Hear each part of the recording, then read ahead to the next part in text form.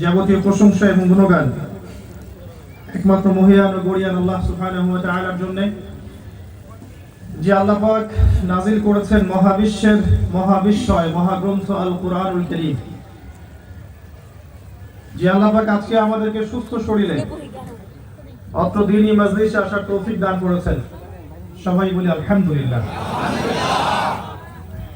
অগণিত অসংখ্য দরুদ এবং সালাত বর্ষিত হোক মহান আল্লাহ প্রেরিত সর্বশেষ নবী এবং চূড়ান্ত নবী, যার পর কিয়ামত পর্যন্ত আল্লাহর পক্ষ থেকে আর কোন নবী আসবেন না, মানবতার মুক্তির দূত মুহাম্মদুর রাসূলুল্লাহ সাল্লাল্লাহু আলাইহি ওয়াসাল্লামের প্রতি আমরা সবাই দরুদ পাঠ করি। আল্লাহুম্মা সাল্লি আলা মুহাম্মদ ওয়া আলা আলি মুহাম্মদ কামা সাল্লাইতা আলা ইব্রাহিম وعلى آل إبراهيم إنك حميد مجيد. اللهم بارك على محمد وعلى آل محمد كما باركت على إبراهيم وعلى آل إبراهيم إنك حميد مجيد. সম্মানিত উপস্থিতি, আপনারা কেমন আছেন? আলহামদুলিল্লাহ আলা কুল্লি হাল। আমরা আজকে এই মাহফিলে আসতে পেরেছি, এর জন্য আল্লাহর সবাইকে শুকরিয়া আদায় করছি। আল্লাহ রাব্বুল আলামিন আমাদেরকে দুনিয়াবি ব্যস্ততা থেকে ফারেক করে তার দ্বীনের কিছু কথা শোনার জন্য, জানার জন্য এখানে আসার তৌফিক দান করেছেন। এই জন্য আল্লাহ পাকের দরবারে আবারও শুকরিয়া আদায় করছি আলহামদুলিল্লাহ। একই সাথে এই আয়োজন সফল করতে যারা অনুমতি পত্র প্রদান করেছেন, যারা অর্থ দিয়েছেন, সময় দিয়েছেন, শ্রম দিয়েছেন, মেধা দিয়েছেন এবং যারা উপস্থিত হয়েছেন, তাদের প্রত্যেকের আমলনামায় আল্লাহ পাক সদকায়ে জারিয়ার নেকি প্রদান করুন আল্লাহুম্মা আমিন, এবং গুনাহগুলোকে মাফ করে দিন আল্লাহুম্মা আমিন। আমাদের হাতে সময় খুব বেশি নেই, আর সাধারণত আমরা সময় অপচয় করার ব্যাপারে অনেক পটু। সময়কে অবমূল্যায়ন করার মতো এত বাজে সংস্কৃতি আমার মনে হয় না আমাদের চেয়ে অন্য কোনো জাতির আছে। সময়কে আমরা সময় মতো মূল্যায়ন করতে পারি না, এবং যে কাজটা বেশি জরুরি তার চাইতে অন্যান্য কাজ নিয়ে আমরা বেশি ব্যস্ত থাকি। ঠিক দেখুন না, এখানে ছবি তোলা কতটা জরুরি, ভিডিও করা কতটা জরুরি।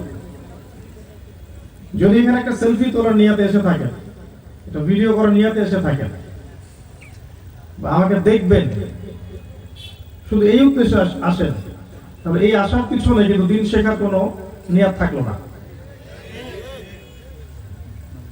দিনই মজলিসে যাবেন একটা মাত্র উদ্দেশ্যে, আল্লাহকে সন্তুষ্ট করার জন্য, দিনের জ্ঞান অর্জন করবেন। এই জন্য আসবেন মসজিদে, খুতবায়, মাহফিলে, সেমিনারে, অন্য জায়গায়।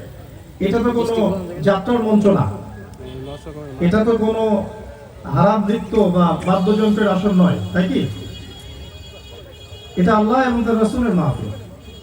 এখানে বক্তাকেও বলতে হবে কোরআন সুন্নাহ মোতাবেক কথা, এবং শ্রোতার আচরণও হবে কি কোরআন সুন্নাহ মোতাবেক। সামি'না ওয়া আতা'না, শুনবেন, মানবেন, দলিল প্রমাণ যাচাই করবেন। যদি কোরআন সুন্নাহ ভিত্তিক হয় মানবেন, যদি না হয় তাহলে মানবেন না। আমার কোনো কথা যদি কোরআন এবং সুন্নাহ বিপরীতে যায়, তাহলে সেই কথাটাকে ছুঁড়ে ডাস্টবিনে ফেলে দিবেন। যা বলছি এই দিকে ফোকাস করেন। পিকচার, ভিডিও, সেলফি, ইউটিউবিং এগুলোতে ব্যস্ত হয়ে না। এখানে যে কথাগুলো বলা হবে ইনশাআল্লাহ তাআলা চেষ্টা করা হবে কোরআন এবং সুন্নাহ থেকে বলার জন্য।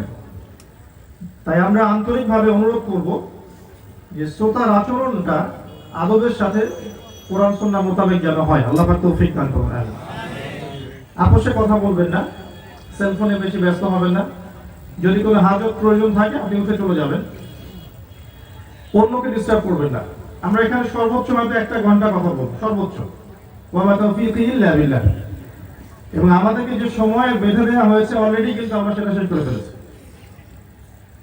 তো আমাদের উচিত আমাদের ঊর্ধ্বতন কর্তৃপক্ষ যারা আছেন তাদের কথা আনুগত্য করা। অন্যথায় একটা রাষ্ট্রের মধ্যে বিশৃঙ্খলা সৃষ্টি হয়। আমরা কি বিশৃঙ্খলা চাই?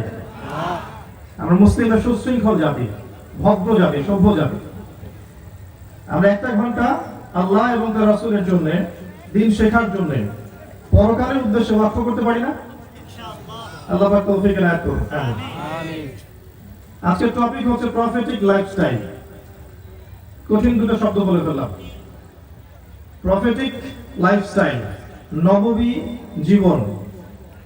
কিভাবে আপনি আপনার জীবনটাকে রাসূলুল্লাহ সাল্লাল্লাহু আলাইহি ওয়াসাল্লামের আদর্শে গড়ে তুলবেন, এর পথ পদ্ধতি কেমন হবে, এই বিষয়ে কথা হবে ইনশাআল্লাহ তাআলা। ওয়া মা তাওফীকি ইল্লা বিল্লাহ আলাইহি তাওয়াক্কালতু ওয়া ইলাইহি উনীব। আমরা সবাই জানি আল্লাহ রাব্বুল আলামিন পৃথিবীতে মানব জাতিকে পাঠিয়েছেন পরীক্ষা করার জন্য। এই দুনিয়ার জীবনটা আমাদের জন্য পরীক্ষা। যদি এখানে আমরা আল্লাহ এবং তার রাসূলের বিধান মেনে চলি, তাহলে ইনশাআল্লাহ সেই জান্নাতে যাব যেখান থেকে আমাদেরকে বের করে দেওয়া হয়েছে। আর যদি এই পৃথিবীতে আমরা আল্লাহ এবং তার রাসূলের আনুগত্য না করি, তাহলে আল্লাহ পাক ইবলিস এবং তার অনুসারীদের সাথে আমাদেরকে অনন্তকালের জাহান্নামে নিক্ষেপ করবে। কোনো সন্দেহ আছে? এই দুনিয়ার জীবনে মানুষ চলবে কিভাবে, ব্যক্তিগত জীবনে কিভাবে চলবে, আমল কিভাবে করবে, আল্লাহকে কেমন করে ডাকবে, ইবাদত কেমন করে করবে, মুআমালাত কিভাবে করবে, ব্যবসা বাণিজ্য কেমন করে করবে, সামাজিক বিধিবিধান কিভাবে ফলো করবে, এগুলো সম্পর্কে মানুষের কোনো জ্ঞান ছিল না। আল্লাহ পাক প্রত্যেক যুগে যুগে আল্লাহর পক্ষ থেকে নবী এবং রাসূল পাঠিয়েছেন এবং আসমানি কিতাব পাঠিয়েছেন। নবীগণ এবং রাসূলগণ আল্লাহর ওহীর আলোকে মানব জাতিকে সঠিক পথ প্রদর্শন করেছেন। যখন মুসা আলাইহিস সালাম নবী ছিলেন, তখন তাওরাত ছিল হক, সত্য মিথ্যা চূড়ান্ত মানদণ্ড, এবং তার অনুসারীরা ছিল মুসলিম, তাই না? যখন জাবুরের যুগ ছিল, তখন জাবুর হক ছিল, সত্য মিথ্যা চূড়ান্ত মানদণ্ড, তখন তার অনুসারীরা কিন্তু মুসলিম ছিল। যখন ইনজিল নাযিল করা হয়েছে, তখন ইনজিল ছিল সত্য মিথ্যা চূড়ান্ত মানদণ্ড, এর বাইরে কোনো সত্য ছিল না, এবং তার অনুসারীরা ছিল মুসলিম। এবং সর্বশেষ এবং চূড়ান্ত নবী মুহাম্মদ সাল্লাল্লাহু আলাইহি ওয়াসাল্লামকে যখন নবী করে পাঠানো হয়েছে, রাসূল করে পাঠানো হয়েছে, তার কাছে নাযিল করা হয়েছে কোরআন এবং তার ব্যাখ্যা সুন্নাহ। এই কোরআন এবং সুন্নাহর বাইরে সত্য মিথ্যার কোনো মানদণ্ড আছে? কিয়ামত পর্যন্ত থাকবে? এখন যদি আমরা কোরআন এবং সুন্নাহ এটাকে ফলো করে চলি, ইনশাআল্লাহ তাআলা আমরা সেই জান্নাতে ফিরে যাব যেখান থেকে আমরা এসেছি। আর যদি ফলো না করি, অস্বীকার করি, মিথ্যা প্রতিপন্ন করি, তাহলে আল্লাহ রাব্বুল আলামিন আমাদেরকে চিরস্থায়ী জাহান্নামে নিক্ষেপ করবেন। এটা হচ্ছে সহজ সরল সমীকরণ। আল্লাহ পাক এই উম্মতের জন্য একজন ব্যক্তিকে নির্ধারণ করে দিয়েছেন এবং তাকে বলেছেন তিনি হচ্ছেন আমাদের জন্য উসওয়াতুল হাসানাহ। কোরআনে আপনারা আমার চেয়ে ভালো জানেন, আল্লাহ পাক বলেছেন লাকাদ কানা লাকুম ফি রাসূলিল্লাহি উসওয়াতুল হাসানাহ লিমান কানা ইয়ারজুল্লাহ ওয়াল ইয়াউমাল আখির। যে ব্যক্তি আল্লাহকে পেতে চায়, আল্লাহর সন্তুষ্টি রহমত পেতে চায়, পরকালের কনসিয়াসনেস আছে, বিশ্বাস আছে, সেই ব্যক্তিদের জন্য মুহাম্মদ সাল্লাল্লাহু আলাইহি ওয়াসাল্লাম হচ্ছেন সর্বোত্তম আদর্শ, উসওয়াতুল হাসানাহ। আল্লাহ পাক আরো বলেছেন সূরা আলী ইমরানের মধ্যে, কুল ইন কুনতুম তুহিব্বুনাল্লাহ, হে নবী বলে দিন যে যদি তোমরা আল্লাহর ভালোবাসা পেতে চাও, যদি তোমরা আল্লাহর ভালোবাসা পেতে চাও, তাহলে ফাত্তাবিউনি, আমার অনুসরণ করো। কার অনুসরণ এখানে? মুহাম্মদ সাল্লাল্লাহু আলাইহি ওয়াসাল্লাম। তাহলে কি হবে? ইউহিব্বুকুমুল্লাহ, আল্লাহ পাকও তোমাদেরকে ভালোবাসবেন। ওয়া ইয়াগফির লাকুম যুনুবাকুম, তোমাদের সমস্ত গুনাহ আল্লাহ পাক মাফ করে দিবেন। ওয়াল্লাহু গফুরুর রহিম, আল্লাহ পাক পরম করুণাময়, অসীম দয়ালু। সূরা হাশরের ৭ নম্বর আয়াতে আল্লাহ পাক আরো বলেছেন, ওয়া মা আতাকুমুর রাসূলু ফাখুযুহু, মুহাম্মদ সাল্লাল্লাহু আলাইহি ওয়াসাল্লাম তোমাদেরকে যা দিয়েছেন সেটা গ্রহণ করো। ওয়া মা নাহাকুম আনহু ফান্তাহু, তিনি তোমাদেরকে যে সব বিষয় থেকে নিষেধ করেন সেগুলো থেকে দূরে থাকো। এরকম অনেক আয়াত কোরআনে আছে, আতিউল্লাহ ওয়া আতিউর রাসূল, আল্লাহর আনুগত্য করো এবং রাসূলের আনুগত্য করো। ওয়া উলিল আমরি মিনকুম, তোমাদের মধ্যে যারা উলুল আমর, ক্ষমতাবান নেতা, তাদের আনুগত্য করো। ওয়া ইন তানাযাআতুম ফি শাই, যদি কোনো বিষয়ে তোমাদের মধ্যে মতবিরোধ দেখা যায়, ফারুদ্দু ইলাল্লাহি ওয়া রাসূলিহি, তাহলে সেটাকে আল্লাহ এবং তার রাসূলের দিকে ফিরিয়ে দাও। এই আয়াতগুলো থেকে আমরা বুঝতে পারি আল্লাহ রাব্বুল আলামিন আমাদের জন্য, এই শেষ নবীর উম্মতের জন্য একজন ব্যক্তিকে রোল মডেল, আদর্শ করেছেন যাকে অনুসরণ করতে হবে। এই অনুসরণটা কি শুধুমাত্র ইবাদতের ক্ষেত্রে, শুধু নামাজে, শুধু তেলাওয়াতে, শুধু জিকিরে, শুধুমাত্র ব্যবসায়, শুধু বাণিজ্যে, শুধু সামাজিক রীতিনীতির মধ্যে বা সংস্কৃতির মধ্যে, কোন ক্ষেত্রে আসলে? এর উত্তরটা কি হবে? নবী সাল্লাল্লাহু আলাইহি ওয়াসাল্লামকে কি শুধু আমরা ইবাদতের জীবনে মানবো, অর্থনৈতিক জীবনে মানবো না? নামাজ, রোজা, হজ, যাকাত তার তরিকায় করব, ব্যবসা বাণিজ্য আমাদের মতো করে করব, অথবা জিকির, আজকার, তিলাওয়াত তার মতো করে করব, আর অর্থনৈতিক জীবনে আমি যা ইচ্ছা তাই করবো, এমন? নাকি জীবনের প্রত্যেকটা ক্ষেত্রে তাকে ফলো করবো? কোনটা সঠিক? উসওয়া মানে কি? আদর্শ। কাকে আমি আদর্শ হিসেবে গ্রহণ করছি? আমরা সূরা ফুরকান পড়লে দেখবো, সেখানে আল্লাহ পাক বলেছেন এক শ্রেণীর মানুষের কথা, যারা পৃথিবীতে মুহাম্মদ সাল্লাল্লাহু আলাইহি ওয়াসাল্লামকে বাদ দিয়ে অন্যদেরকে আদর্শ রূপে গ্রহণ করেছিল। কাউকে সাংস্কৃতিক আদর্শ মেনেছে, কাউকে পলিটিক্যাল আদর্শ মেনেছে, কাউকে সোশ্যাল আদর্শ মেনেছে, কাউকে ফিলোসফিক্যাল আদর্শ মেনেছে, বা কাউকে ধর্মীয় আদর্শ মেনেছে। আমরা দেখবো এইসব মানুষদের ব্যাপারে আল্লাহ পাক কি বলেছেন? সূরা ফুরকানে আল্লাহ পাক বলেছেন যে এই মানুষগুলো কিয়ামতের মাঠে তাদের হাত কামড় দিবে। হাতটা কি করবে? কামড় দিবে। ইয়াউমা ইয়া'যু যালিমিনা লা ইয়াদাইহি ফাকালু ইয়া লাইতানি লাম আত্তাখিয ফুলানান খলিলা। সে বলবে কিয়ামতের মাঠে, হায়, হাত কামড় দিবে আর বলবে, হায়, আমি যদি পৃথিবীতে অমুককে আমার আদর্শ রূপে গ্রহণ না করতাম, আমি যদি রাসূলের আদর্শ গ্রহণ করতাম, তাহলে আজকে কতই না ভালো হতো। আল্লাহ পাক পৃথিবীতে সুযোগ করে দিয়েছেন। আল্লাহ রাব্বুল আলামিন এখানে ফোর্স করবেন না কাউকে, আল্লাহ পাক জোর করবেন না। আপনাকে আমাকে আল্লাহ পাক পথ দেখিয়ে দিয়েছেন, ইন্না হাদাইনাহুস সাবিলা ইম্মা শাকিরা ওয়া ইম্মা কাফুরা। আল্লাহ বলেন আমি তোমাদেরকে পথ দেখিয়েছি, ইচ্ছা হলে শুকরগুজার বান্দা হয়ে যাও, ইচ্ছা হলে অকৃতজ্ঞ হও। আল্লাহ আরো বলেছেন সূরা কাহফের 29 নম্বর আয়াতে, ওয়াকুল হাক্কু মির রাব্বিকুম, হক সত্য তোমার রবের পক্ষ থেকে আসে। ফামান শাআ ফালইউমিন, যার ইচ্ছা হয় সে ঈমান নিয়ে আসুক, ওয়া মান শাআ ফালইয়াকফুর, যার ইচ্ছা হয় সে অস্বীকার করুক।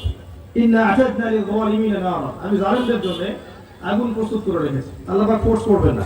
ওয়া হাদাইনাহুন নাজদাইন, আমি তোমাদেরকে দুটো পথ দেখিয়েছি।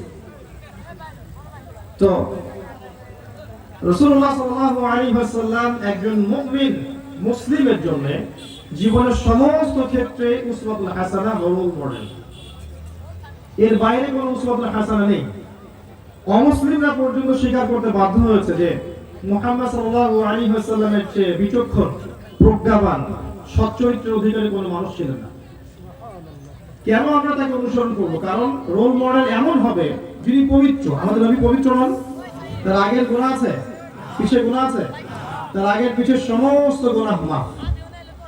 এরপরেও এই ব্যক্তি মুহাম্মদ সাল্লাল্লাহু আলাইহি ওয়াসাল্লাম রাতের বেলা দীর্ঘক্ষণ তাহাজ্জুদে দাঁড়িয়ে থাকতেন, তার পা ফুলে যেত।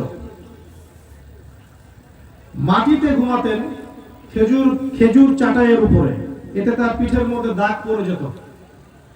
এরপরেও সেই ব্যক্তিকে পেটের মধ্যে ক্ষুধার যন্ত্রণায় দুটো করে পাথর বাঁধতে হয়েছে।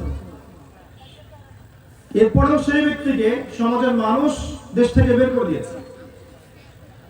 এরপরেও সেই ব্যক্তিকে সারা জীবনে 15টা গালি খেতে হয়েছে। 15টা গালি, কাযযাব, সাহির, ফারিকুল জামাআহ ইত্যাদি। সিরাত পড়েন আর রাহিকুল মাকতুম বইটা পড়েন, বুঝতে পারবেন। এবং আমার গবেষণায় আমার কাছে মনে হয়েছে সংখ্যাটা কম বেশি হতে পারে, তাকে এই 23 বছরের মধ্যে, নববী 23 বছরের মধ্যে 16 বার হত্যা করার চেষ্টা করা হয়েছে। কাকে? মুহাম্মদ সাল্লাল্লাহু আলাইহি ওয়াসাল্লামকে। তিনি কে? যিনি আপনাকে না নিয়ে জান্নাতে যাবেন না, যিনি সর্বপ্রথম ব্যক্তি যার জন্য জান্নাতের দরজা খোলা হবে, তার আগে কারোর জন্য জান্নাতের দরজা খোলা হবে না। যিনি আমাদের উম্মতের যত কবিরা গুনাহগার ব্যক্তি আছে, সুদ খেয়েছে, ঘুষ খেয়েছে, জিনা করেছে, নাউযুবিল্লাহ, ব্যভিচার করেছে বা মদ পান করেছে, অনেক কবিরা গুনাহ করেছে, কিন্তু মন থেকে আল্লাহকে বিশ্বাস করত, লা ইলাহা ইল্লাল্লাহকে বিশ্বাস করত, শুধু মুখে বিশ্বাস করতে এমন নয়, মন থেকে বিশ্বাস করতে, কিন্তু দুনিয়াবি কারণে, দুনিয়ার ফিতনায় পড়ে বা দুনিয়ার চাপে পড়ে সে কবিরা করে পড়েছে। এই ব্যক্তিদের জন্য মুহাম্মদ সাল্লাল্লাহু আলাইহি ওয়াসাল্লাম কিয়ামতের মাঠে সুপারিশ করবেন, তাদেরকে জান্নাতে নিয়ে যাবেন ইনশাআল্লাহ। তিনি কে তাকে চিনতে হবে। যখন সবাই ইয়া নাফসি বলতে থাকবে, তখন আমাদের নবী মুহাম্মদ সাল্লাল্লাহু আলাইহি ওয়াসাল্লাম ইয়া উম্মতি বলতে থাকবেন। পুলসিরাতে যখন সবার পদযুগল থরথর করে কাঁপবে, তখন মুহাম্মদ সাল্লাল্লাহু আলাইহি ওয়াসাল্লাম আল্লাহর কাছে সিজদায় পড়ে যাবেন। আল্লাহ পাক বলবেন, চাও, তুমি যা চাবে দেয়া হবে। নবী সাল্লাল্লাহু আলাইহি ওয়াসাল্লাম বলবেন, আমার উম্মত, হে আল্লাহ, আমার উম্মত। তিনি সেই ব্যক্তি যিনি হাউজে কাউসারে আপনারা আমার জন্য দাঁড়িয়ে থাকবেন। প্রত্যেক সুন্নতের পাবন্দ মানুষের জন্য হাউজে কাউসারে নবী সাল্লাল্লাহু আলাইহি ওয়াসাল্লাম দাঁড়িয়ে থাকবেন। সেই হাউজ থেকে যে একবার পানি পান করতে পারবে, তার আর কোনোদিন পিপাসা লাগবে না। সেই হাউজের পানির রং তিনি বলে গেছেন, দুধের চেয়ে সাদা, মধুর চেয়ে মিষ্টি, পানপত্রগুলো হবে আকাশের তারার মতো। তিনি সেই ব্যক্তি যিনি আমাদেরকে তার ভাই বলেছেন। সাহাবীরা বলেছিলেন, ইয়া রাসূলুল্লাহ, আমরা কি আপনার ভাই নই? নবীজি বলেছেন সাল্লাল্লাহু আলাইহি ওয়াসাল্লাম যে তোমরা আমার সাহাবী, আমার ভাই তারা যারা আমার পরে আসবে, আমাকে না দেখে ঈমান নিয়ে আসবে। এই ব্যক্তিকে অনুসরণ করতে, নবী সাল্লাল্লাহু আলাইহি ওয়াসাল্লামকে অনুসরণ করতে আল্লাহ পাক আমাদেরকে আদেশ করেছেন, তাকে উসওয়াতুল হাসানা বলেছেন। আমাদেরকে চিনতে হবে তিনি কে। তিনি শুধু আমাদের নবী নন, তিনি কিয়ামত পর্যন্ত যত মানুষ আসবেন সমস্ত মানুষের নবী। অমুসলিমরা যদি আজকে তাকে স্বীকার করে নেয় এবং তার আনুগত্য করতে শুরু করে, কালিমার শাহাদা দেয়, তাদের পিছনের জীবনের সমস্ত গুনাহ মাফ হয়ে যাবে। প্রত্যেক বেদায়াতি মানুষ যারা নবী সাল্লাল্লাহু আলাইহি ওয়াসাল্লামের সুন্নাহকে বাদ দিয়ে অন্য আদর্শ গ্রহণ করেছে, তারা যদি এখন তওবা করে ফিরে আসে, আল্লাহ চাইলে তাদের পিছনের গুনাহগুলো নেকি দিয়ে পরিবর্তন হয়ে যাবে ইনশাআল্লাহ। তার জীবনী পড়তে হবে, তিনি কে জানতে হবে। তার উপর যে কিতাব নাজিল হয়েছে, এই কিতাব শুধু মুসলিমদের সম্পত্তি না। এই কোরআন এবং তার সুন্নাহ শুধু মুসলিমদের সম্পত্তি নয়, কিয়ামত পর্যন্ত যত মানুষ আসবে সমস্ত মানুষের হকদার। যে কোনো মানুষ হোক, সে ইহুদি বা নাসারা বা সনাতন ধর্মের বা বুদ্ধিস্ট বা জৈন ধর্মের, হুয়েভার হি ইজ, সে যদি এখনই আল্লাহর আনুগত্য করা শুরু করে, রাসূলুল্লাহ সাল্লাল্লাহু আলাইহি ওয়াসাল্লামকে শেষ নবী বলে মানা শুরু করে, তার উপর নাজিলকৃত কোরআন এবং সুন্নাহকে ফলো করা শুরু করে, তার পিছনের জীবনের সব গুনাহ মাফ হয়ে যাবে। তিনি এমন মানুষ যিনি থুতু দিলেও তার থুতু দিয়ে সুগন্ধ বের হতো, যার গায়ের ঘাম থেকে সুগন্ধ বের হতো। সেই মানুষটাকে 23টা বছর তার দিনের জন্য সংগ্রাম করতে হয়েছে, ভালো মন্দ গালি শুনতে হয়েছে, তিরস্কার শুনতে হয়েছে, হিজরত করতে হয়েছে, দেশ ছেড়ে চলে যেতে হয়েছে, হত্যার চেষ্টা করা হয়েছে, দাঁত শহীদ হয়ে গেছে, যুদ্ধ করতে হয়েছে, সমাজের বয়কটের শিকার হতে হয়েছে, আপন চাচা, আপন গোত্রের লোকেরা তাকে দূর দূর করে তাড়িয়ে দিয়েছে। জীবনে একটা বার মুহাম্মদ সাল্লাল্লাহু আলাইহি ওয়াসাল্লামের সিরাত বা জীবনী পড়েছেন? কে কে হাত উঁচু করেন দেখি? শুকরিয়া, হাত নামান। এই কারণে আমি বলি যে আল কোরআনের আলো ঘরে ঘরে এখন জ্বলবে না। আল কোরআনের আলো ঘরে ঘরে এখন জ্বলবে না, কারণ আমাদের মধ্যে হাত যারা উঁচু করেছেন এদের সংখ্যা 5%, 10%। যেদিন 100% মানুষের হাত উঁচু হবে যে আমরা সবাই কোরআন পড়তে পারি, আমরা সবাই কোরআনের অর্থ বুঝি, আমরা সবাই রাসূল সাল্লাল্লাহু আলাইহি ওয়াসাল্লামের জীবনী পড়েছি, আমরা সবাই রাসূলুল্লাহ সাল্লাল্লাহু আলাইহি ওয়াসাল্লামের সুন্নাহ ফলো করে চলি, ওই দিন আল কোরআনের আলো ঘরে ঘরে এমনি জ্বলে যাবে। কিছু করতে হবে না, কিছুই করতে হবে না, কিচ্ছু করতে হবে না, দেখবেন অটোমেটিকলি কোরআনের আলো ঘরে ঘরে জ্বলে গেছে। বাস্তবতা যখন এমন, যেটা আমি আপনাদেরকে দেখালাম, এই 5%, 10%, বাস্তবতা যখন এমন, তখন এই শোডাউন করে, আইওয়াশ দিয়ে, এই নারে তাকবীর আল্লাহু আকবার দিয়ে বছরে একটা করে মাহফিল করে কোশ্চিনকালেও ইসলামের বিজয় সম্ভব না। ইসলাম বিজয় হবে শিকড় থেকে, যখন শিকড় থেকে মানুষ আকীদা পরিশুদ্ধ করবে, খাঁটি মুমিন হবে, আমল করবে সুন্নাহ মোতাবেক। শিকড় থেকে যখন মানুষ জ্ঞান অর্জন করবে, জ্ঞান অনুযায়ী আমল করবে, হালাল খাবে, হারাম খাবে না, আদর্শ পরিবার গড়বে, সামাজিক উন্নয়নমূলক কাজ করবে, তাকওয়া অবলম্বন করবে, আল্লাহকে ভয় করে চলবে, তখন দেখবেন কোরআনের আলো ঘরে ঘরে এমনি জ্বলে গেছে। এর জন্য আপনাকে মিছিল মিটিং কিচ্ছু করতে হবে না, কিচ্ছু করতে হবে না। দেখবেন আকীদা এবং আমলের সংস্কারের মধ্য দিয়ে ইসলাম মানুষের হৃদয়ের ভিতরে ঢুকে গেছে। আর ইসলাম যখন মানুষের কলিজায় ঢুকে যাবে, তখন ওই কলিজা থেকে ইসলামকে বের করা তো সহজ নয়। মানুষ মরে যাবে কিন্তু ইসলাম ছাড়বে না। কিন্তু ইসলাম যদি কলিজার ভিতর না ঢোকে, খালি দেহের মধ্যে থাকে, লেবাসে, পোশাকে, শোডাউনে, ওই শোডাউন মূলক ইসলাম দিয়ে কোনো লাভ নাই। বাংলাদেশের প্রেক্ষাপটটা এমন, আবেগ দিয়ে না, ইসলাম প্রতিষ্ঠিত হয় বিবেক দিয়ে, যুগোপযোগী পদক্ষেপের মধ্যে দিয়ে। আমাদের মধ্যে হারাম আছে, আমাদের মধ্যে সুদ আছে, আমাদের মধ্যে শিরক আছে, মাদক আছে, ব্যভিচার আছে, পর্নোগ্রাফি আছে, অশ্লীলতা আছে, ধর্মের নামে হাজারটা দলে বিভক্ত আমরা, গীবত আছে, তোহমত আছে, আমাদের মাঝে ফেরকাবন্দি আছে, আমাদের মাঝে অন্যায়ের সামনে মাথা নত করার মানসিকতা আছে। এগুলো থাকা অবস্থায় কোরআনের আলো ঘরে ঘরে জ্বলবে না।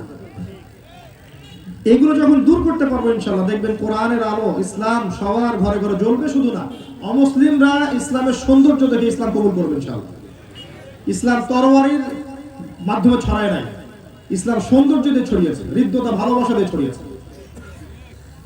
এই সাবকন্টিনেন্টে যখন মুহাম্মদ বিন কাসিম তারা যখন এই অঞ্চলগুলো জয় করেছিলেন, সেই উমাইয়া খেলাফতের সময়, তখন এখানকার রাজার নাম ছিল রাজা দাহির। নাম শুনেছেন? সে ছিল শোষক, মানে জনগণকে শাসন করত এবং অন্যায় ভাবে।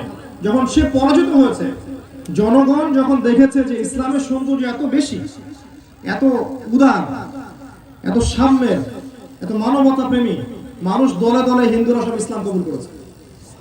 এমনি এমনি ইসলাম ছড়ায়নি, সৌন্দর্য দেখে ছড়িয়েছে। আজকে দেখবেন মুসলিমদের চাইতে কোনো কোনো ক্ষেত্রে অমুসলিম যারা, তারা অনেক বেশি সৎ। মুসলিমরা অফিসে যাবে দেরি করে, অমুসলিম আগে অফিসে যাচ্ছে। মুসলিমরা খাবারে ভেজাল দিচ্ছে, অমুসলিমরা দিচ্ছে না। মুসলিমরা প্রতারণা করে ব্যবসা করছে, অমুসলিমরা হালালভাবে ব্যবসা করছে। অনেক অমুসলিম সুদ খায় না, মুসলিমরা সুদ খায়। অনেক অমুসলিম ঘুষ খায় না, দুর্নীতি করে না, এবং জেনা ব্যভিচার করে না, পর্ন দেখে না। মুসলিমরা দেখে, সুদ খাচ্ছে, ঘুষ খাচ্ছে, জেনা করছে, ব্যভিচার করছে। কারণ তার আকীদা লা ইলাহা ইল্লাল্লাহ পড়েছে, জান্নাতে চলে যাবে। এত সহজ না। লা ইলাহা ইল্লাল্লাহ মুখ দিয়ে পড়লেই যদি জান্নাতে যাওয়া যেত, তাহলে আব্দুল্লাহ বিন উবাই, ওই মুনাফিক মদিনার, তারা সবাই জান্নাতে যেত। আব্দুল্লাহ বিন উবাই মুখ দিয়ে লা ইলাহা ইল্লাল্লাহ পড়েছিল, নবীর পিছনে নামাজও পড়েছে, কিন্তু তারপরে তাকে জাহান্নামে যেতে হচ্ছে। কারণ কি? হৃদয় থেকে তিনি ইসলাম গ্রহণ করেন নাই।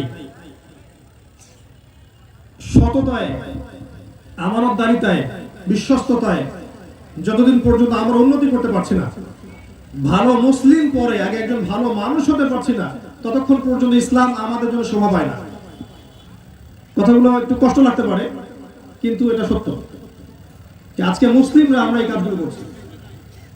দেখবেন মুসলিম সুদ খাচ্ছে, মুসলিমরা ঘুষ খাচ্ছে, মুসলিমরা দুর্নীতি করছে, মুসলিমরা ব্যভিচার করছে, নগ্ন হয়ে রাস্তায় ঘুরছে। আপনার মা বোন, আমাদের মা বোন নাই। এরা কি অমুসলিমদের মা বোন নাকি? আমাদের মা বোন, আমার বোন, আপনার স্ত্রী, আপনার মেয়ে ঘুরছে। এরা অমুসলিম না কেউ, এরা হিন্দু না, এরা কিন্তু ইহুদি না, খ্রিস্টান না, কেউ না। ওদের কাছে কোরআন নাই, ওদের কাছে সুন্নাহ নাই, আপনার আমার কাছে আছে।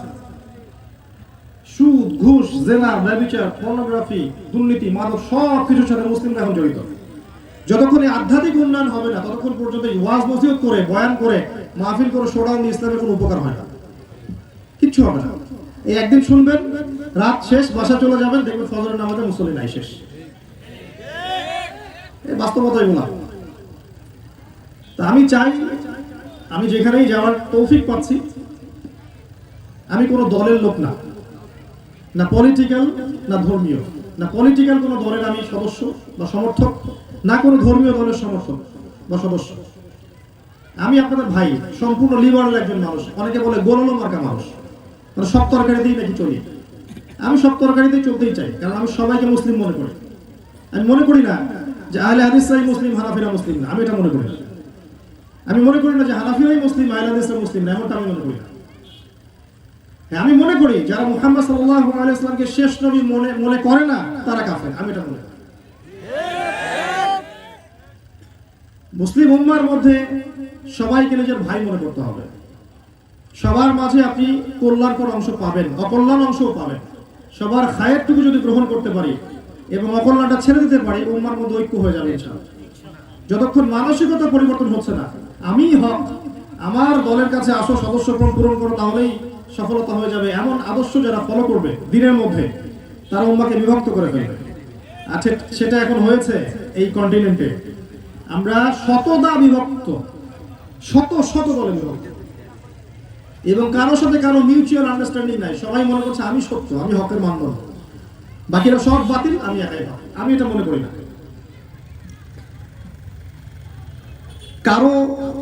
কাউকে আঘাত করে কথা বলা বা কারো মনে কষ্ট দেয়া বা কাউকে সঠিক কাউকে বেঠিক এ ধরনের কথা প্রমাণ করে যাওয়ার মানসিকতা আমি চলি না। আর পপকর্নের মতো যে বিষয়গুলো আছে, পপকর্নের বিষয় তো বোঝেন না হয়তো, মানে উম্মার যত বড় বড় সমস্যা আছে এই সমস্যাগুলোর দিকে চোখ না দিয়ে ক্ষুদ্র ক্ষুদ্র বিষয়গুলোকে নিয়ে যারা ব্যস্ত হয়ে থাকে, এটাকে আমি বলি পপকর্ন বলা। যারা পপকর্ন নিয়ে পড়ে আছে এদের ধরনের সমস্যা হবে না।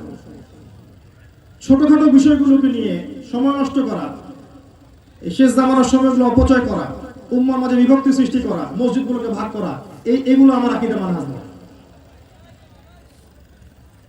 তো সমাজ হোক, রাষ্ট্র হোক, ব্যক্তি হোক, ধর্মীয় গোষ্ঠী হোক, আমি সবার শুভাকাঙ্ক্ষী। কারোর প্রতি আমার কোনো বিদ্বেষ নাই, কেউ আমার শত্রু, কেউ আমার মিত্র নয়, সবাই আমার ভাই, এটাই আমি মনে করি। চট্টগ্রাম যারা আছে সবার জন্য কল্যাণকামী, নাসিহাকামী হিসেবে আমি নিজেকে উপস্থাপন করতে চাই, আগামী দিনে এগিয়ে যেতে চাই। আল্লাহ তৌফিক দান করুন। তো যে বিষয়টা নিয়ে কথাগুলো বললাম, মুহাম্মদ সাল্লাল্লাহু আলাইহি ওয়াসাল্লামের জীবনী আমরা পড়ে দেখিনি। কোরআন একটা বার শুরু থেকে শেষ পর্যন্ত কারা পড়েছেন হাত তোলেন দেখি, অর্থ সহ। এই যে হাত নেমে গেছে, বাস এই দেখেন 5% বা 10%।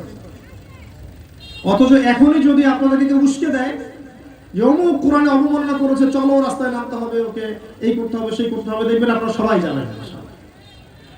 মানে যে বইয়ের জন্য আপনি জীবন দিতে প্রস্তুত, সেই বই পড়েও দেখলেন না কখনো। সুবহানাল্লাহ, এ কেমন জাতি, এটা কেমন জাতি? যে বইয়ের জন্য আপনি জীবন দিতে প্রস্তুত, সেই বই কখনো পড়েও দেখলেন না। যদি খবরের কাগজে আসে যে অমুক ফ্রান্সে বা অমুক কোনো দেশে কেউ কোরআন পুড়িয়ে দিয়েছে বা কোরআনের উপরে নাউজুবিল্লাহ খারাপ কিছু করেছে, দেখবেন আপনার রক্ত গরম হয়ে যাচ্ছে, আপনি তিরস্কার করছেন, আপনি পূর্ণ বয়কটের কথা বলছেন, অনেক কিছু বলছেন। ওই কোরআন আপনার বাসাতেও আছে, ওই কোরআনটা কিন্তু আপনার বাসাতেও আছে, আপনি ওই কোরআনটা কিন্তু পড়ে দেখছেন না। তাহলে বলেন ও বেশি অন্ধ না আমি বেশি অন্ধ? কে বেশি অন্ধ? সুবহানাল্লাহ, আমরা তো চোখ থাকতে অন্ধ। তো রাসূল সাল্লাল্লাহু আলাইহি ওয়াসাল্লামের সিরাতটা পড়বেন, আমার রিকোয়েস্ট, কয়েকটা নসিহত করব, সময় সংক্ষিপ্ত। প্রথম কথা আমি যেটা বলতে চাই সেটা হলো প্রচুর পড়াশোনা করবেন। ইয়াং জেনারেশন যারা আছে, এখন আপনাদের প্রধান কাজ হচ্ছে পড়াশোনা করা। ডানে বামে দেখার কোনো প্রয়োজন নেই, জ্ঞান অর্জন করেন, পড়তেই থাকেন। কি পড়বেন? আমি সাবজেক্টের নাম অনেক জায়গায় বলেছি, আবারও বলছি। ফার্স্ট অফ অল আপনাদেরকে পড়তে হবে আল কোরআন।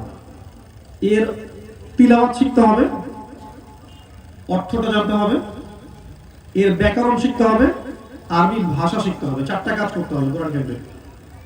কোরআনের বিশুদ্ধ তিলাওয়াত শিখবেন, ইমামের কাছে যান, আলেমের কাছে যান, মাদ্রাসায় যান, কোরআনের বিশুদ্ধ তেলাওয়াত শেখেন এবং নিয়মিত কোরআন তেলাওয়াত করেন।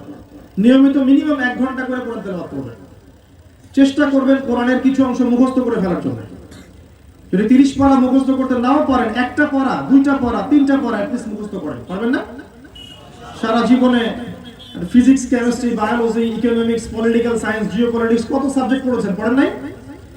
বিসিএস কোচিং করছেন, কত কঠিন বই পড়ছেন।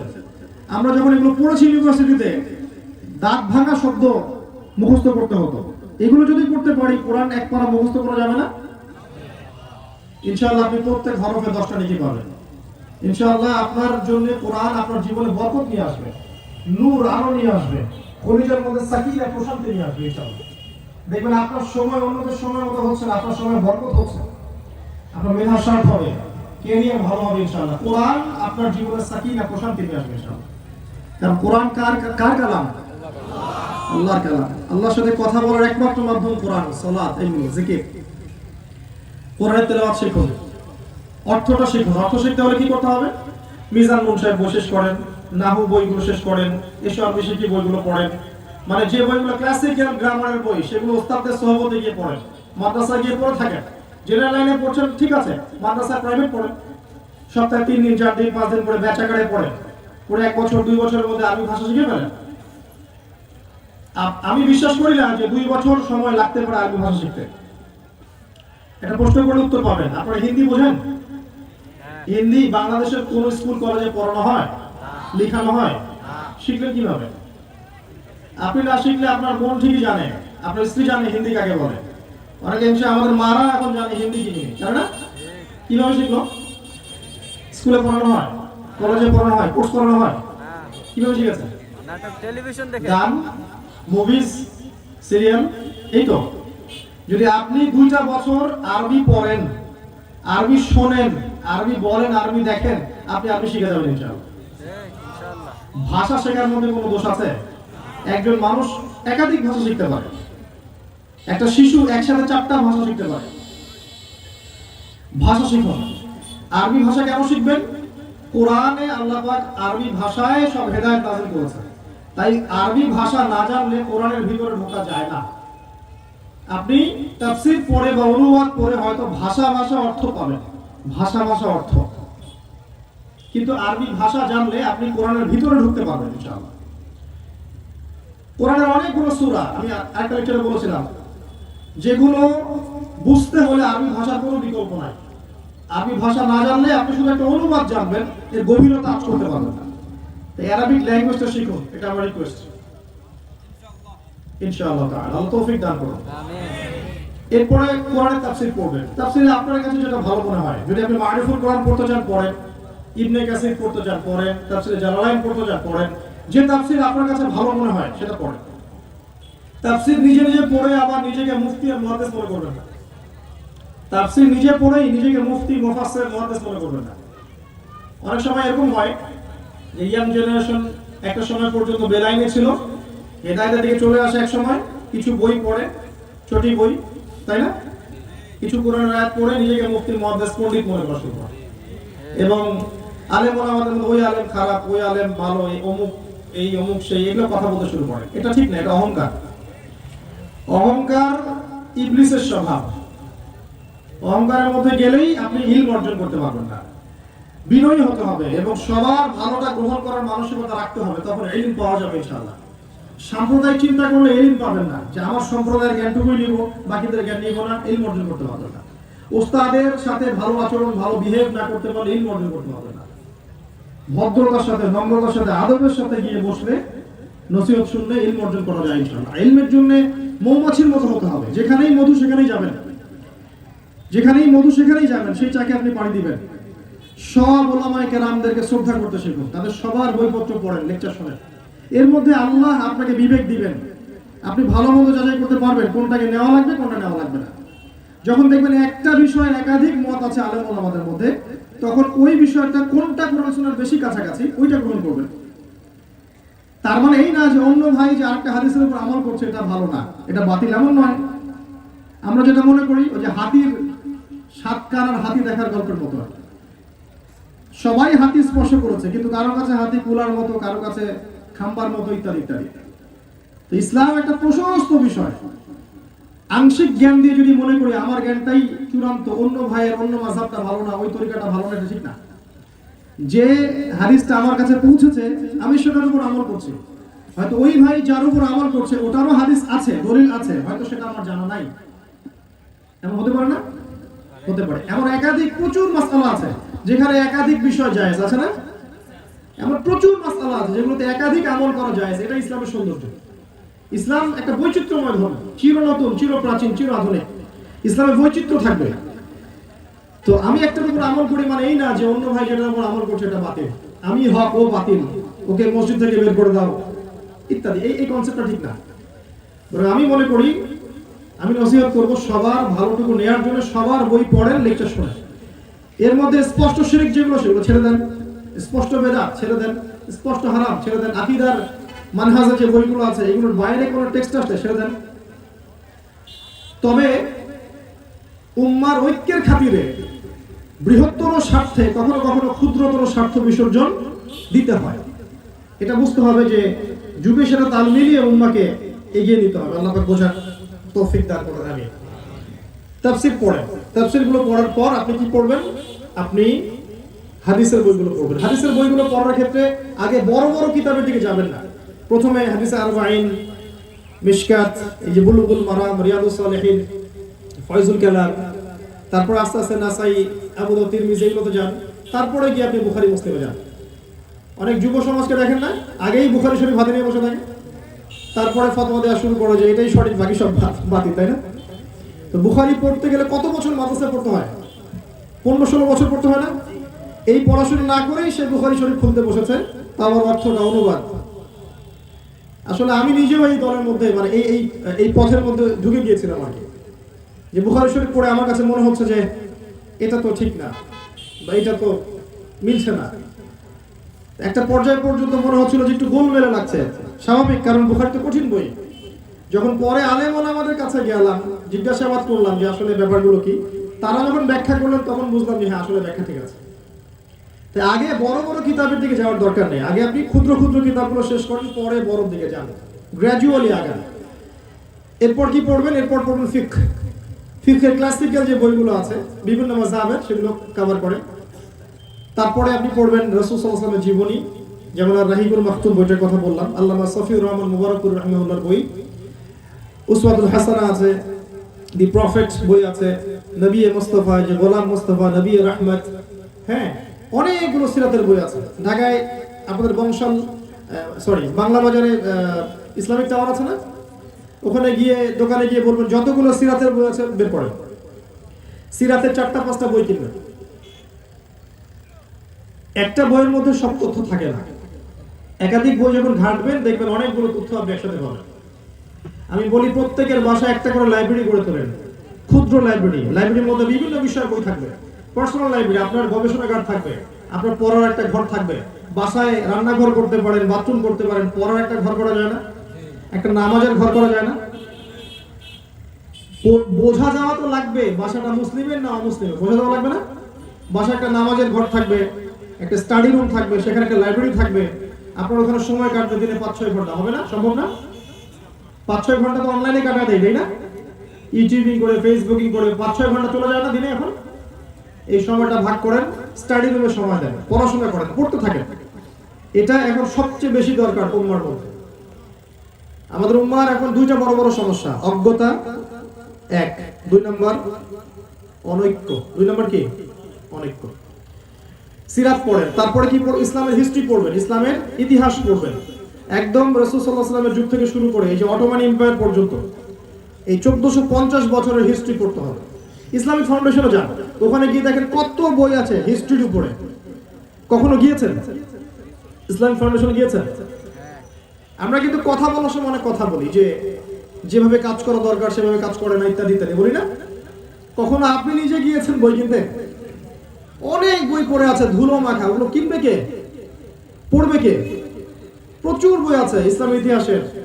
আমরা যে কয়বার গিয়েছি প্রচুর বই কিনতে পেরেছি, ওখানে কালেকশন অনেক সুন্দর। এই বইগুলো কিনবে কে? পড়বে কারা যদি আমরা না পড়ি?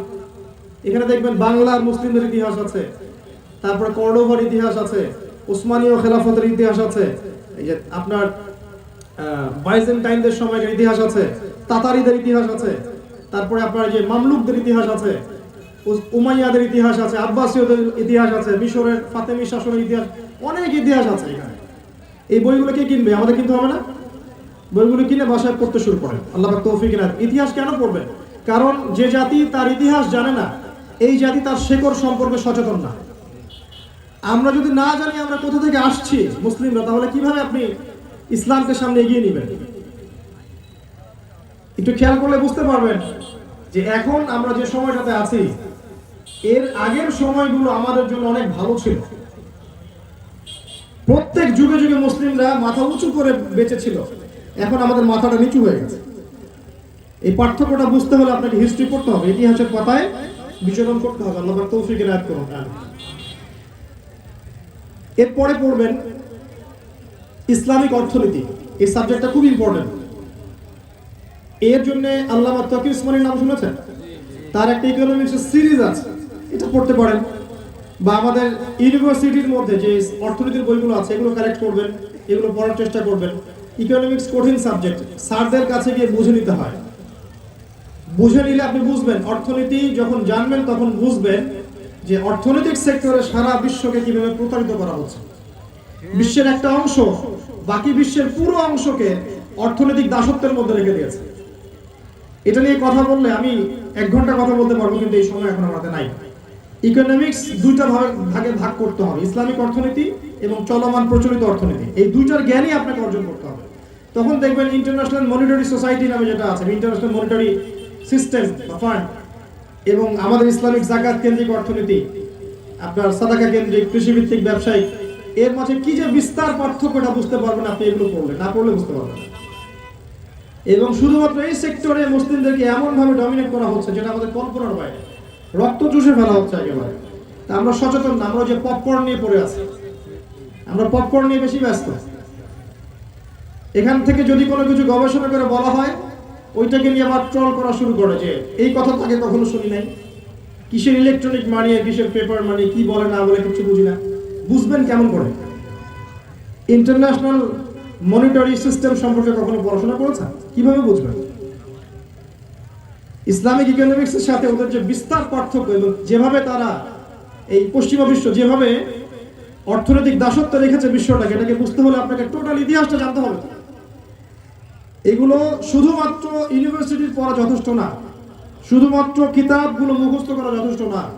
এর চেয়েও বেশি একটা জিনিস প্রয়োজন আছে, এটা হচ্ছে নূর। এটা কি? নূর, আল্লাহর নূর। আল্লাহ পাকের নূর যার কলমের মধ্যে আসবে, সে সেই বিষয়ে দেখতে পারবে যে আপনি দেখতে পাচ্ছেন না। সে সেটা শুনবে যেটা আপনি শুনছেন না। সে হয়তো এমন কিছু বলবে যেটা আপনি বলতে পারছেন না। ইনশাআল্লাহ তাআলা ইসলামিক ইকোনমিক্স সম্পর্কে অন্য একদিন কথা বলবো, কোনো একটা জায়গায় আল্লাহ যদি তৌফিক দান করে। তখন বুঝবেন যে পপকর্ন গুলো নিয়ে আমরা যে ব্যস্ত হয়ে আছি, এর চেয়ে কত বড় বড় প্রতারণা সারা ওয়ার্ল্ডে চলছে। এবং ওয়ার্ল্ডের একটা অংশ দিন দিন ধনী হচ্ছে, আর একটা অংশ ডে বাই ডে দরিদ্র হচ্ছে। যখনই কোনো মুসলিম মাথা তুলে দাঁড়াতে চাইবে, তার টাকার মান পড়ে যাবে, থাকবে না, থাকবে না। এগুলো এমনি এমনি হয় না।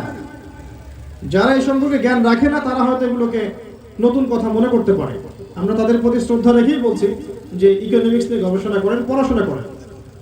চিকেন কর্ন পপকর্ন গুলোকে নিয়ে পড়ে থাকবেন না, সামনে এগিয়ে যান, ওয়ার্ল্ডকে ডিল করতে শিখেন। কোরআন এবং সুন্নাহ হাতে নিয়েও যদি বিশ্বকে চ্যালেঞ্জ করতে ব্যর্থ হন, তাহলে এর চেয়ে ব্যর্থতা কি থাকতে পারে? ইকোনমিক্স পড়েন। এর পাশাপাশি একটা সাবজেক্ট বলছি, জিওপলিটিক্স। এটা আপনারা পড়েন, আমি জানি। যারা বিসিএস কোচিং করছেন, পড়ছেন না? ভূ রাজনৈতিক প্রেক্ষাপট, জিওপলিটিক্যাল বিষয়গুলো পড়ছেন না?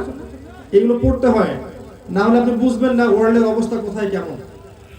আল্লাহ পাক এই বিষয়ে টোটাল পড়াশোনা করার তৌফিক আপনাদেরকে দান করুন, আমি। এবং সিলেবাসটা এরকম করে নেন, যারা মাদ্রাসায় পড়ছেন বা পড়াচ্ছেন বা মাদ্রাসা করে তুলছেন, সিলেবাসের মধ্যে ইম্পর্টেন্ট সাবজেক্টগুলো ঢুকান। আর যারা জেনারেল লাইনে পড়ছেন, ওখানেই পড়েন। আপনি সায়েন্সে পড়ছেন, পড়েন, আর্টসে পড়ছেন, পড়েন, আপনার কমার্সে পড়ছেন, পড়েন, বিবিএ করছেন, এমবিএ করছেন, মেডিকেল সায়েন্সে পড়ছেন, ইঞ্জিনিয়ারিং পড়ছেন, পড়েন। যেখানে পড়ছেন সেখানেই পড়েন। আপনার জ্ঞানটাকে আপনি ইসলামের কল্যাণে কাজে লাগানোর চেষ্টা করেন। জেনারেল লাইনে পড়েও যদি এই সাবজেক্টগুলো কভার করতে পারেন, ইনশাআল্লাহ আপনার দ্বারা একজন আলেমের চেয়ে বেশি খেদমত হতে পারে, সম্ভাবনা আছে, সুযোগ আছে। কারণ আপনার কাছে এই নলেজগুলো আছে, এই নলেজগুলো মাদ্রাসায় পড়ুয়া ছাত্রের কাছে নাই। একটা মাদ্রাসায় পড়ুয়া ছাত্র জানে না এখন জিওপলিটিক্স কি জিনিস, ওয়ার্ল্ড ইকোনমিক্স কি জিনিস, হিস্ট্রি কাকে বলে, পলিটিক্যাল সায়েন্স কি, ইকোনমিক্স, এগুলো সে জানে না, কিছু জানে না। সায়েন্স কি জিনিস, আইসিটি কি জিনিস সে জানে না। ইভেন মাদ্রাসা পড়ুয়া একটা ছেলে দেখা যায় খুব কম, বেশিরভাগই দেখা যায় ইংরেজিতে কথা বলতে পারছে না, বেশিরভাগই দেখা যায়, ইভেন বেশিরভাগ দেখা যায় আরবিতেও কথা বলতে পারছে না। তো এখানে সংস্কারের প্রয়োজন নাই। যারা দীর্ঘদিন ধরে মাদ্রাসা চালাচ্ছেন, এখানে সংস্কার করা যেত না? যে প্রোডাক্টগুলো উৎপন্ন হচ্ছে মাদ্রাসা থেকে, তারা কি রাষ্ট্রকে, উম্মাকে, বিশ্বকে ভালো কিছু দিতে পারছে আদৌ? আদৌ কি পারছে? কেন পারছি না? কোরআন তো আপনার হাতে আছে, আপনার কাছে সুন্নাহ আছে, তাহলে আমরা কেন পারছি না? আমাদের তো আগে পারা উচিত ছিল। এই কারণেই আমরা পিছিয়ে পড়ছি। আমার কথা মন খারাপ করবেন না, আমি আমাদের সমস্যাগুলো তুলে ধরার চেষ্টা করছি। এর মানে এই না এখানে আলেম ওলামা নেই, মুহাদ্দিস নাই, মুফতি নাই, ফুকাহায়ে কেরাম নাই, সবাই আছে, কিন্তু যেরকম থাকার প্রয়োজন ছিল সেই সংখ্যাটা কি পূরণ হচ্ছে? আমাদের এখান থেকে কি ইবনে কাসির বের হচ্ছেন, ইমাম বুখারী বের হচ্ছেন, ইমাম মুসলিম বের হচ্ছেন? কেন হচ্ছে না? এট দ্য সেম টাইম আমাদের এখান থেকে কি নিউটন বের হচ্ছে, যে পল সার্ত্রে বের হচ্ছে? এখান থেকে কি আপনি দেখবেন বড় বড় ফিলোসফার, বড় বড় বিজ্ঞানী, এগুলো কি বের হচ্ছে? কেন হচ্ছে না? তাহলে সিস্টেমে কোনো সমস্যা আছে। দুইটাকে আপনাকে কম্বিনেশন করতে হবে। জেনারেল লাইন, মাদ্রাসা লাইনকে কম্বিনেশন একটা সিস্টেম করে উঠবে, এবং সিস্টেমটা রাষ্ট্র নিয়ন্ত্রণ করবে। ইচ্ছে মতো যে চাইলেই যে কোনো প্রতিষ্ঠান করতে পারবে না, রাষ্ট্রের অনুমোদনের সাপেক্ষে করতে হবে, এবং সে সবকিছু ডিল করবে কোনটা কিভাবে নিতে হয়। কেউ আইন নিজের হাতে নিতে পারবে না। এরকম সিস্টেম যখন লঞ্চ করা হতো, তাহলে ইসলামকে নিয়ে জাতি এগিয়ে যেত ইনশাআল্লাহ। আমরা একটা সমস্যার মধ্যে ভুগছি, সিস্টেম লসে ভুগছি। আল্লাহ পাক আমাদেরকে ব্যক্তিগত পর্যায় থেকে এই পড়াশোনার যে সিলেবাসের কথা বললাম, এই সিলেবাসটা কভার করার তৌফিক এনায়েত করুন। এইভাবে আমাদের সন্তানদেরকে গড়ে তোলার তৌফিক দান করুন। আমাদের শিক্ষা প্রতিষ্ঠানগুলোর মধ্যে আল্লাহ পাক এই উপকারী সাবজেক্টগুলোর সমন্বয় একটা যুগোপযোগী সিলেবাস প্রণয়ন করার তৌফিক আল্লাহ পাক দান করুন। আমিন। পড়াশোনা করেন, আমি যেখানে যাই পড়াশোনার কথা বলছি।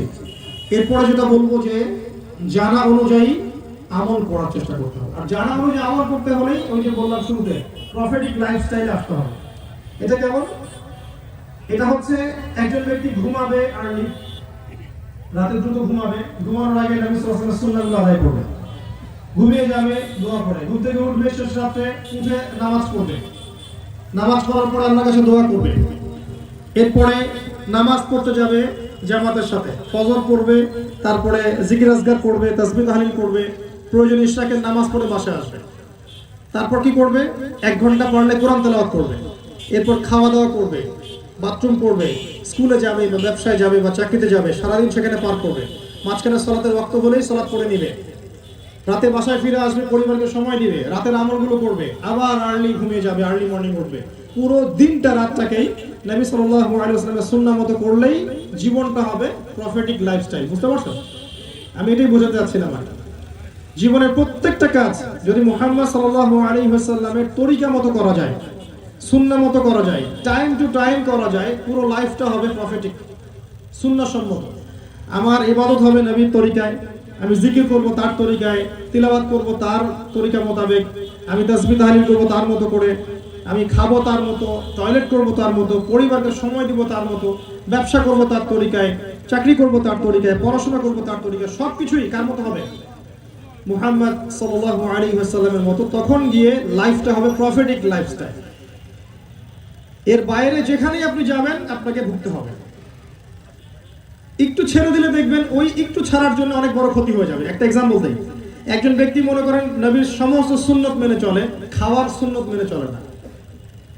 সব সুন্নত মেনে চলে, খাওয়ার সময় বিসমিল্লাহ বলে, শেষে আবার আলহামদুলিল্লাহ বলে, ঢেকুর উঠাতে উঠাতে, কিন্তু খাওয়ার সময় নবীর তরিকা মতো খায় না, 7 পেট খায়। কয় পেট খায়? 7 পেট। নবীজি বলেছেন 1 ভাগ খেতে, 1 ভাগ পানি পান করতে, আর 1 ভাগ কি করতে? ফাঁকা রাখতে। কিন্তু দেখবেন দাড়ি টুপি আছে মাশাআল্লাহ, 7 পেট খেয়ে বলছে। দেখবেন সব সুন্নাহর উপর আমল করার পরেও তার ভুঁড়ি হয়ে গেছে, তার শরীরের মধ্যে এমন সব রোগ বাসা বেঁধেছে যেগুলো ওই বয়সে বাসা বাঁধার কথা ছিল না। বেশি বেশি খাওয়ার কারণে, পরিশ্রম না করার কারণে, প্রফেটিক সুন্নাহ কয়েকটা ছেড়ে দেওয়ার কারণে ভুগতে হলো। একটা সুন্নাহ ছেড়ে দিলে ভুগতে হবে। তার জীবনটা এত চমৎকার। আমি মনে করেন সব সুন্নাহ ফলো করি, কিন্তু ঘুমাচ্ছি রাতে 3টা-4টায়। ঘুমানো উচিত ছিল কয়টায়? এশার নামাজের পরে। এই একটা সুন্নাহ ফলো না করার কারণে সারাটা দিন আমাকে ভুগতে হবে। ঘুম ক্লিয়ার হবে না, মাথা ফ্রেশ থাকবে না, কাজ মনোযোগের সাথে করতে পারবেন না, পড়াশোনা হবে না, কিছু হবে না। মানে নবীর সুন্নাহ এত ইম্পর্টেন্ট, একটা যদি কেউ ছেড়ে দেয় তাহলে দেখবেন ওটার জন্য তাকে ভুগতে হবে আজীবন। তো সমস্ত সুন্নাহগুলো পাবো কোথায়? সুন্নাহর অনেকগুলো বই আছে না মাদ্রাসায়, সুন্নাহর বই আছে, এগুলো কিনবেন। সুন্নাহ সম্মত জীবন যাপন অনেক বই আছে বাজারে।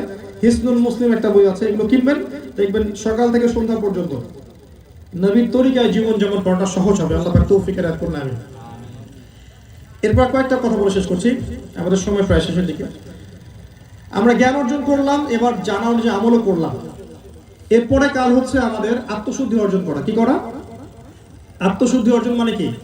নফস, আপনার আত্মাটাকে পবিত্র করা।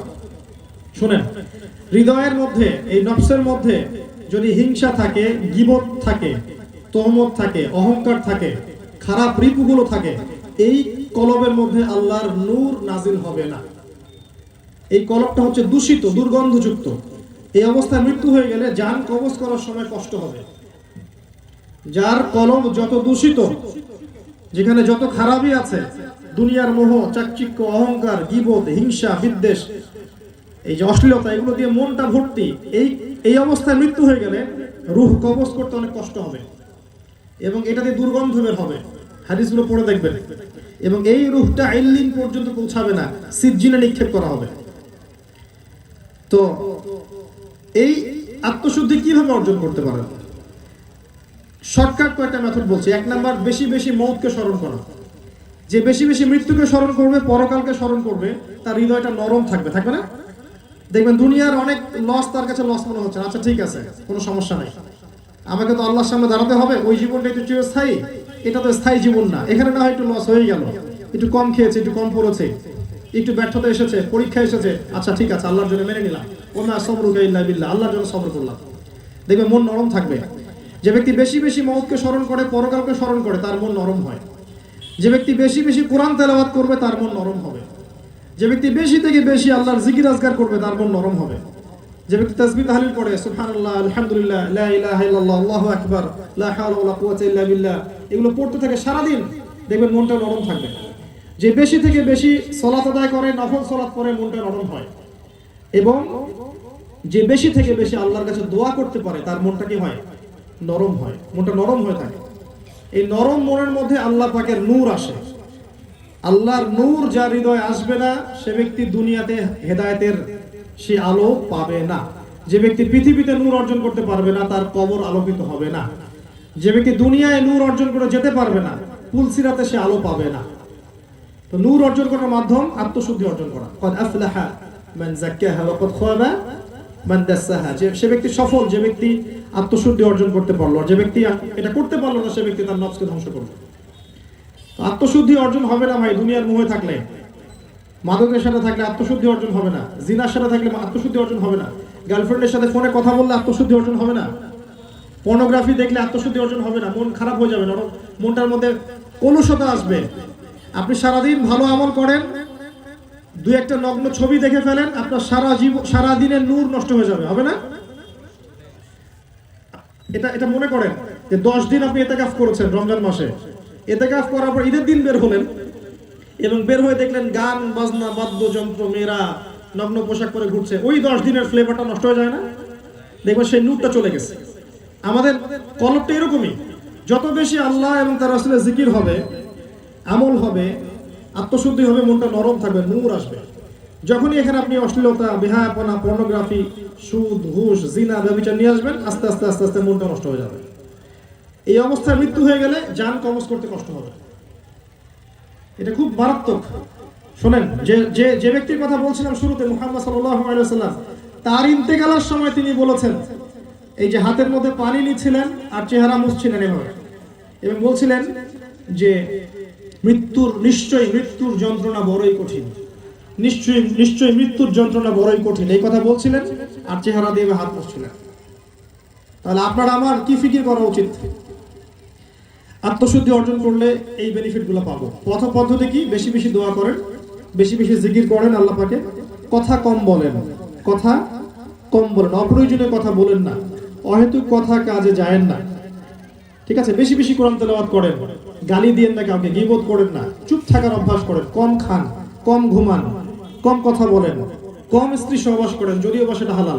দেখবেন মনের মধ্যে নূর আসবে ইনশাআল্লাহ এবং মনটা নরম থাকবে। যত বেশি দুনিয়াতে ঝুঁকে যাবেন, যত বেশি খাবেন, যত বেশি চাকচিক্যের দিকে ঢুকবেন, যত বেশি ঘুমাবেন, যত বেশি কথা বলবেন, মনের নূর নষ্ট হয়ে যাবে। আল্লাহ পাক বোঝার তৌফিক এনায়েত করুন, আমিন। এখন আত্মশুদ্ধি নিয়ে কথা খুব বেশি হয় না, এটা ফরগটেন পাথ হয়ে গেছে। এখন আমরা অন্যান্য বিষয়ে কথা বলতে বেশি ব্যস্ত থাকি, ওই যে পপকর্ন নিয়ে আর কি। তা আত্মশুদ্ধি অর্জন করতে হবে। এটা 3 নাম্বার। 1 নাম্বার কি বলেছিলাম? জ্ঞান অর্জন। 2 নাম্বার জ্ঞান অনুযায়ী আমল। 3 নাম্বার আত্মশুদ্ধি অর্জন করা। 4 নাম্বার বলছে হালাল রিজিক। হালাল রিজিক নিজের উপর অবধারিত করে নিতে হবে। দুনিয়াতে হারাম খেয়ে অনেক কোটি কোটি টাকা উপার্জন করার মধ্যে কোনো ফায়দা নাই। দুনিয়াতে যে ব্যক্তি হালাল খেয়েছে, অল্প অল্প চাকরি করে, ছোট চাকরি করে, অল্প ছোট্ট একটা বাসা, অল্প জমি, ঠিক আছে, তার খুব বেশি স্ট্যাটাস নাই সমাজের মধ্যে, মানুষ বেশি চেনে না, কিন্তু সে ব্যক্তি হালাল খায়, 5 ওয়াক্ত নামাজ পড়ে, যাকাত আসলে যাকাত দেয়, সাদাকা সুযোগ করে সাদাকা করে, দেখবেন ইনশাআল্লাহ এই ব্যক্তি মারা গেলে হাসতে হাসতে জান্নাতে চলে গেছে। আর এদিকে আমার ধরেন অনেক বড় বাড়ি, অনেক বড় গাড়ি, হালাল হারামের পরোয়া করি না, সুদ ঘুষ দুর্নীতি সব আছে এই টাকার মধ্যে, দুনিয়াতে স্ট্যাটাস অনেক বেশি, মারা গেলে সম্ভাবনা বেশি সরাসরি জাহান্নামে চলে যাবে। নাউযুবিল্লাহ। হালাল খান, সুদের সাথে সম্পৃক্ত হবেন না, ঘুষ নিয়েন না, দুর্নীতি করেন না, অন্যের সম্পদ আত্মসাৎ করেন না, বোনের সম্পদ লুট করে খায়েন না, দাড়ি টুপি নিয়ে অন্যের সম্পদ আত্মসাৎ করেন না, অন্যের হক নষ্ট করেন না। হালাল খান, অল্পতে তুষ্ট থাকেন, ইনশাআল্লাহ আল্লাহ পাক অল্প রিজিকে বারাকা দিবেন ইনশাআল্লাহ। এরপর করবেন কি? 5 নাম্বার আদর্শ পরিবার গড়ে তুলবেন। আপনার পরিবারটা যেন একটা জান্নাতের টুকরা হয়। পরিবারের মধ্যে শিরক থাকবে না, তাওহীদ থাকবে। পরিবারের সুন্নত থাকবে, পরিবারে যেন বেদাত না থাকে। পরিবারে হালাল রিজিক থাকতে হবে, হারাম যেন না ঢোকে। পরিবারের তালিম থাকবে, সাপ্তাহিক তালিম, দৈনিক তালিম থাকবে। কোরআন সুন্নাহ থেকে তালিম করবেন, 10টা 5টা আয়াত পড়ে শোনাবেন, 10টা 5টা হাদিস পড়বেন। পরিবারের বোনদেরকে শিক্ষিত করেন, মাদেরকে শিক্ষিত করেন, তাদেরকে শিক্ষার ক্ষেত্রে আপনি ভূমিকা রাখেন, এগিয়ে নেন। পরিবারের বাচ্চাদেরকে আপনি সঠিক তারবিয়াত, প্যারেন্টিং দিয়ে গড়ে তুলবেন। তাদের খাবারের দিকে লক্ষ্য রাখেন, তাদের পোশাক আশাকের দিকে লক্ষ্য রাখেন, কোন বন্ধুর সাথে মিশছে এটা লক্ষ্য রাখেন। বাসায় বেশি টেকনোলজি দিতে যায় না, সবার হাতে হাতে স্মার্টফোন দিয়েন না। সব ঘরে ঘরে একটা করে টিভি, এখন স্মার্টফোনের একটা টিভি, এবং পার্সোনাল যা ইচ্ছা তাই দেখতে পারে। আগে তো একটা টিভি ছিল, তাও ড্রয়িং রুমে সবাই একসাথে টিভি দেখতাম, তাই না? এখন দেখা ঘরে ঘরে একটা করে স্মার্টফোন, তার দুনিয়াটাই হাতের মুঠে। রাতের বেলা কোথায় যাচ্ছে না যাচ্ছে আপনি তো জানেন না। এরকম এডিকশন যেন না হয়, বাচ্চাদেরকে খেয়াল রাখেন, তাদের শৈশবের দিকে খেয়াল রাখেন। শৈশবে ওদেরকে হিফজ করান, ইসলামিক লাইনে পড়ান, জেনারেল লাইনে পড়ালেও ইসলামিক মূল্যবোধ দিয়ে গড়ে তোলেন। ওদের বন্ধু মহলের দিকে খেয়াল রাখেন। মেয়ে সন্তান হলে ছোটবেলা থেকে পর্দার দিকে খেয়াল রাখেন। বাসার মধ্যে স্ত্রীদের সাথে ভালো আচরণ করেন, তাদেরকে শক্ত হয়ে কঠোরভাবে ওদেরকে দমন করতে পারবেন না, বুঝিয়ে সুঝিয়ে ভালোবাসা দিয়ে ওদেরকে হাত করতে হয়। হাত করা মানে ওদেরকে ভালোবাসা দিয়ে মহব্বতের সাথে আপনাকে আল্লাহর পথে আনতে হবে, দিনের পথে আনতে হবে। শক্ত হয়ে গেলে পারবেন না, কারণ নবীজি বলেছেন কি, এটা একটা বাঁকা হাড়ের মতো, বেশি চাপ দিতে যান কি হবে, ভেঙে যাবে। তাই উত্তম নসিহতের মধ্য দিয়ে, ভালোবাসা দিয়ে, মহব্বত দিয়ে, বুঝিয়ে সুঝিয়ে ওদেরকে আল্লাহর পথে চলতে হবে। এবং যখন পরিবার গড়ে তুলবেন, শুরুতেই সঠিক সিদ্ধান্ত নিয়েন, ভুল সিদ্ধান্ত নিয়েন না। দিনদারিতা দেখে বিয়ে করবেন, টাকা পয়সা, ধন দৌলত, সৌন্দর্য দেখে বিয়ে করতে যায় না। ছেলে মেয়ে সবার জন্য একই নসিহত, দিনদারিতা দেখে বিয়ে করবেন। টাকা পয়সা, ধন সম্পদ, স্ট্যাটাস দেখে বিয়ে করতে যায় না। যদি টাকা, ধন সম্পদ, স্ট্যাটাস থাকে, দিনদারিতা না থাকে, একে যদি আপনি বিয়ে করেন, আপনার সারা জীবনটা জাহান্নাম হয়ে যাবে। আর একটা মেয়ে, একটা ছেলে যার দিনদারিতা আছে, মাশাআল্লাহ, আল্লাহর ভয় আছে, হয়তো খুব বেশি সুন্দরী না বা খুব বেশি সুন্দর না, অনেক বেশি টাকা পয়সা নাই, জমি জমা নাই, ঠিক আছে, বাড়ি গাড়ি নাই, কিন্তু দিনদারিতা আছে, আল্লাহকে ভয় করে, রাসূলকে ভয় করে, দেখবেন ইনশাআল্লাহ আপনি তাকে নিয়ে যোজন যোজন দূর হাঁটতে পারবেন ইনশাআল্লাহ। অনেক কঠিন পথ তাকে নিয়ে পাড়ি দিতে পারবেন ইনশাআল্লাহ, কারণ সে আপনার মতাদর্শের অনুসারী, সে আপনার সহযোগী। অতএব পরিবার গঠনে আপনি সচেতন হন। ইনশাআল্লাহ গঠনটা যদি সুন্দর হয়, পরিবারের বাকি বিষয় ইনশাআল্লাহ সুন্দর হয়ে আসবে। যতক্ষণ পর্যন্ত প্রত্যেকটা পরিবার আদর্শ পরিবার হবে না, ততক্ষণ পর্যন্ত আপনি আদর্শ সমাজ পাবেন না। কারণ পরিবার হচ্ছে সমাজের গঠন একক, আর পরিবারগুলো ঠিক না হলে রাষ্ট্র কখনো ঠিক হবে না। তাই পারিবারিক মূল্যবোধটা সবার আগে। কু আনফুসাকুম ওয়া আহলিকুম নারা। সারা দুনিয়া যদি হালাক হয়ে যায়, আপনি আপনার পরিবারকে নিয়ে দিনের পথে থাকেন। আল্লাহ পাক তৌফিক এনায়েত করুন, আমিন। আরেকটা কথা বলে শেষ করছি যে এর পাশাপাশি আপনি আপনার সাধ্য মতো দ্বীন ইসলামকে এগিয়ে নিয়ে যাওয়ার চেষ্টা করবেন।